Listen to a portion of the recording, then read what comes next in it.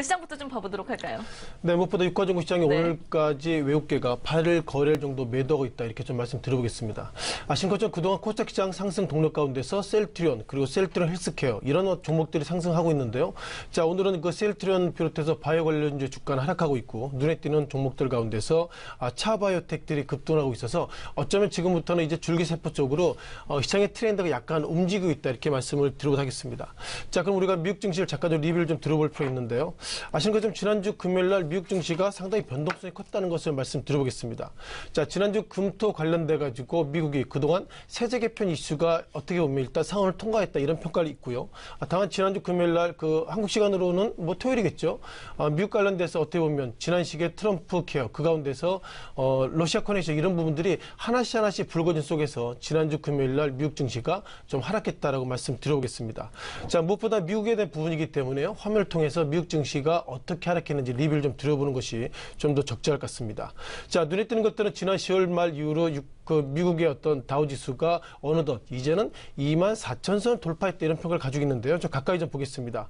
자, 지난주 금요일날, 지난주 목요일날이죠. 24,327선 이후에 지난주 금요일날 주가가 장중 급락했습니다. 물론 급락 이후에 다시 한번 소폭이나 회복했지만, 눈에 띄는 것들이 지난주 금요일날 미국 증시가 왜 이렇게 하락했을까, 때로 급락했을까, 이런 부분들이 시장에 상당히 좀 고민을 가지고 있는 것 같습니다.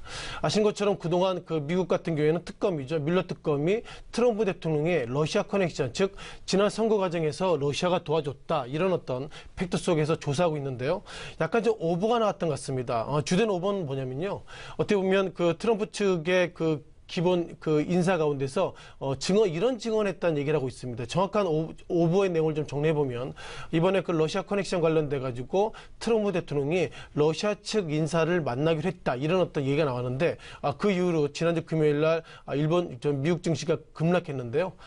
그 이후에 다시 한번 정정이 나왔습니다. 아무래도 ABC가 나왔던 내용인데요. 이것은 오보입니다는 얘기하고 있고, 무엇이 오보이냐면 즉 러시아 측에 만난 인물을 트럼프 대통령이 지시했다는 것이 아니라, 정확하게 보면 어떻게 보면 트럼프 대통령이 아니라 인수위 고위 관계자가 지시했다, 이런 얘기하고 있어서, 즉 지난주 금요일날 미국 증시의 급락의 기본적인 이면 가운데서는 어쩌면 트럼프 대통령이 지시했다, 이것이 아니라, 트럼프 대통령이 지시한 것이 아니라 인수위 고위 관계자가 했다, 이런 어떤 오보가 있어서 지난주 금요일날은 일단 해프닝으로 끝났다는 말씀 드려보겠습니다.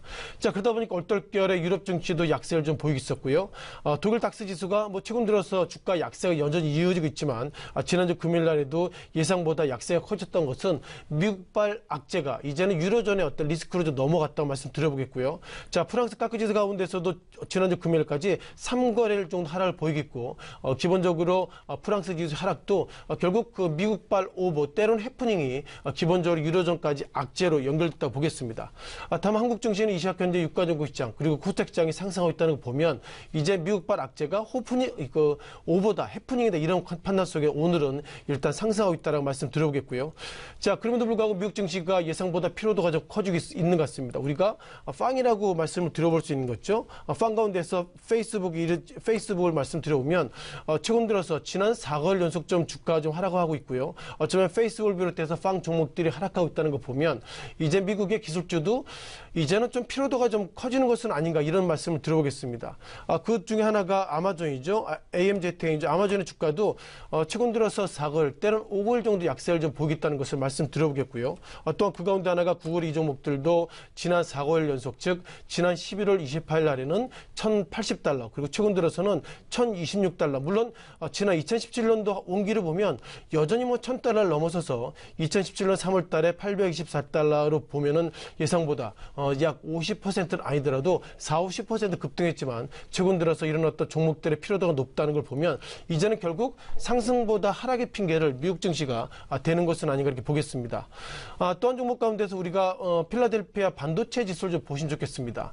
아신 것처럼 모건 스탠리가 어떻게 보면 이거 한국의 삼성전자를 겨냥한 건 아니지만, 기본적으로 반도체 관련돼서 이제는 고점이 이제 사이클이 끝났습니다, 이런 평을 가지고 있고요. 자, 그러다 보니까 11월 24일 날 필라델피아 필라델피아 반도체 지수가 1342선부터 최근 들어서 1200 약 50선까지 좀 급락했고요. 따라서 모건 스탠리가 기본적으로 얘기했던 얘기가 뭐냐면 필라델피아 반도체 지수가 하락하고 있다는 걸 보면 이제는 슈퍼 사이클이 끝났습니다. 이런 어떤 시그널이 예상보다 미국 증시를 어렵게 만들고 있고요.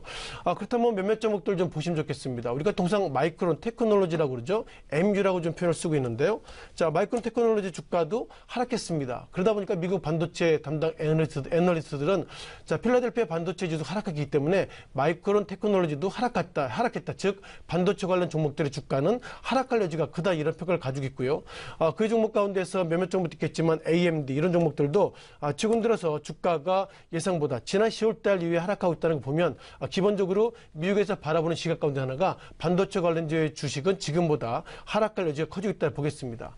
자, 그렇다면 미국의 기술주 그리고 앞서 강조드렸던 것처럼 반도체 관련주가 하락하고 있고요. 자, 그럼 이제 한국 관련주가 어떻게 갈 것인지 한국 관련 종목들 몇몇 잠깐 좀 시간을 보면서 좀 리뷰를 잠깐 드리는 것이 좀 좋을 것 같습니다. 자, 무엇보다 그 삼성전자에 대한 부분인데요. 아시는 것처럼 오늘까지 삼성전자, 즉 외국계가 오늘까지 8거래일 정도 매도를 하고 있고요. 기본적으로 좀 가까이 보더라도 최근 들어서 외국계가 여전히 그 미국발 악재 속에서 최근 들어서 외국인들은 좀 매도가 많이 하고 있다고 말씀드리고 있습니다. 자, 그러다 보니까 지난 11월 2일 날 280만 원대, 최근 들어서는 250만 원대 모습을 가지고 있고요. 다만 눈에 띄는 것들은 국내 증권사가 최근 들어서 페이퍼가 나오고 있습니다. 자, 키움증권 관련돼서는 최근 들어서 최근 그 삼성전자 비롯해서 반도체 악재 이런 부분들은 좀 과잉 반응이 속에서 키움증권은 일단 목표가를 380만 원으로 올려놨고요. 또한 대신증권 관련돼서도 목표가를 330만 원을 올려놨는데 눈에 띄는 것들은 삼성전자 관련돼서 눈에 띄는 것들 이 시각 현재 매수 쪽은 모르겠지만 매도 쪽에 UBS 그리고 JP모건, CS, 시티콕 그리고 맥쿼리 중심으로 삼성전자 매도 1위부터 5위까지 외국계가 보였다는 거 보면 국내 증권사가 아무리 시장을 좋게 본다 하더라도 일단 외국계는 삼성전자 팔겠다, 그런 시각이 예상보다 강하게 나오고 있다라고 말씀을 드리겠습니다.